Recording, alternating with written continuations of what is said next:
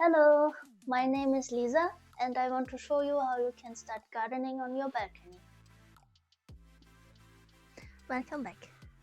In today's video, we will learn more about theoretics. So we will look at our balcony and make a map and understand that where to put what pots and what plants and the placement overall, the water situation and everything. Stop.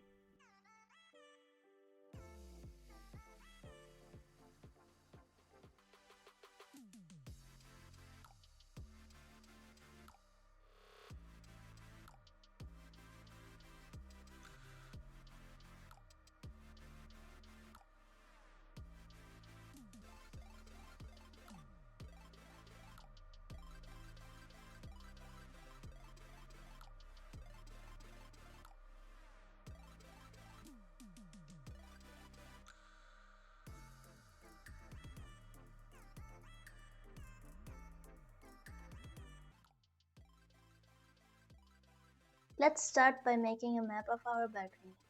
So as you have seen in the video and the photo before, our balcony has different features. We have something that is covered with a roof, we have an open space, we have a shadow space, we have a windy area that you could not see probably, but it is there. So what I did, I took a piece of paper. You will also see this later in better quality. And I started by drawing the main base of the balcony. Let's have a look on the map I draw. So as you can see, this is the map of my balcony. You have seen it before in the video, like how it looks in real life, but now I made a planning base map so that I can understand how many pots I have, where I located them, and how my balcony situation pans out and how it actually works.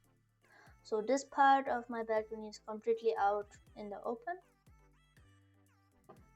So to understand, like for our plants, it's also important the sun. So since the west is here, this part is where the most sun is. And since the sun goes down in the west, so like this part of my balcony has only sun for a very few hours in the afternoon and evening, so I marked it as mostly as a shadow corner. Now, for example, for our vegetables such as tomato and cucumber, we also discussed the situation that they need a mostly windstill place. So that would leave my balcony for this area only, where I can put the tomatoes so that I can harvest some fruits.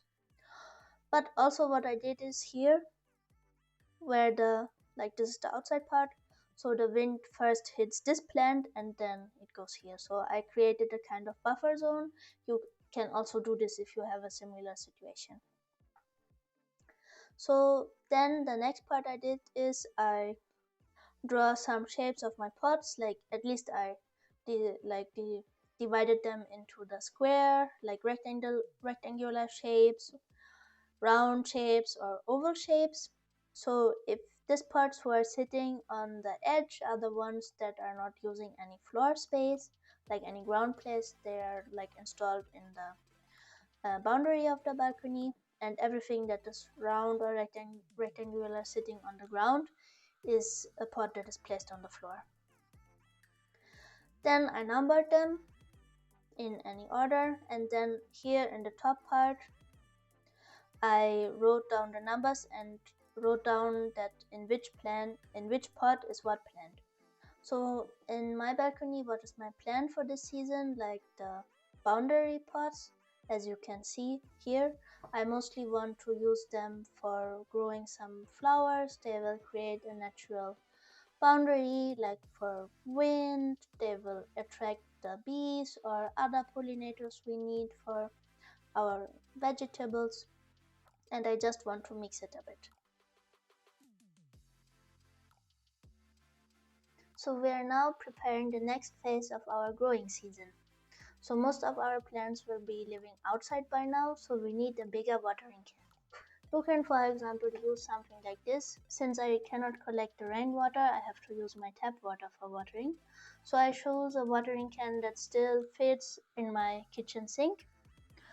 What is important for me that I have a removable tip, like it will imitate the feeling of rain, and also you can remove this tip so that you can give direct water. So in our first video we used the paper and dissolvable pots, but now we need durable pots for the outside. So what you can use, for example, is a terracotta pot.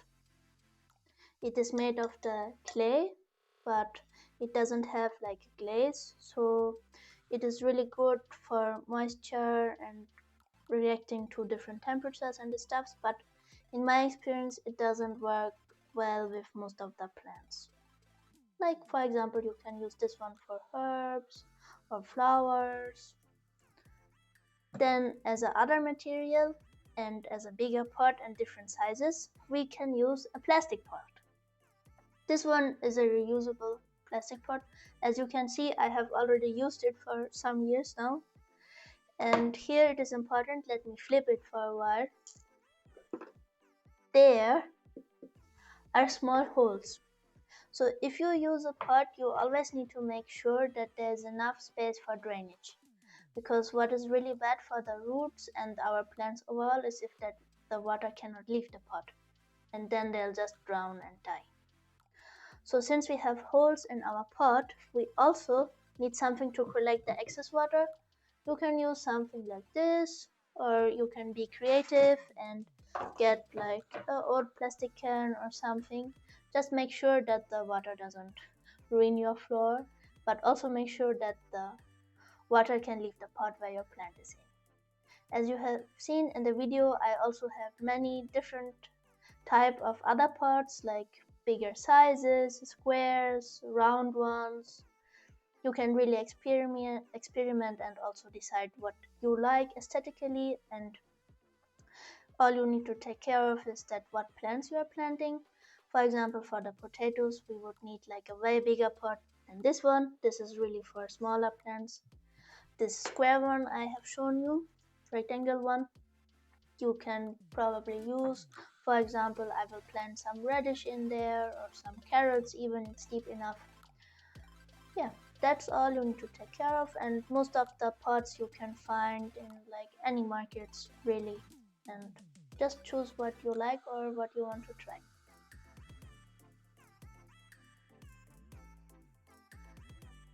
If you want to buy plants that you didn't grow yourself in any market, you will most probably get them with a kind of tag.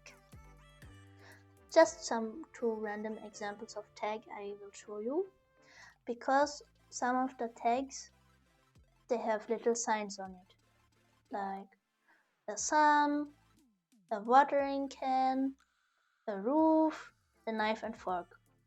So to understand what the meaning of the signs is, you can either Google them if there are different ones, but let me just explain you the basics.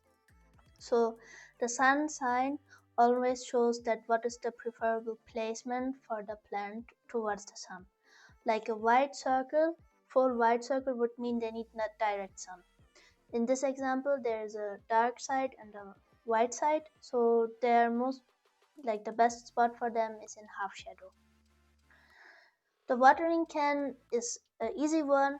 It shows you that how much water the plant needs. So since this is a half can, it needs medium amount of water. Sometimes they show numbers like once a week or twice a week or something. Then sometimes you don't have signs at all, you just get a text, which is easy because it will explain you in text that what you have to do with the plant. But as I said, sometimes you don't have this, and this one has a little house because this is an indoor plant I bought once, so it needs a roof over it. That's all. Thanks for watching. If you are interested how the story will go on, feel free to subscribe my channel. Also, if you have any questions, you can leave them in the comment section. I will try to answer them. See you next time.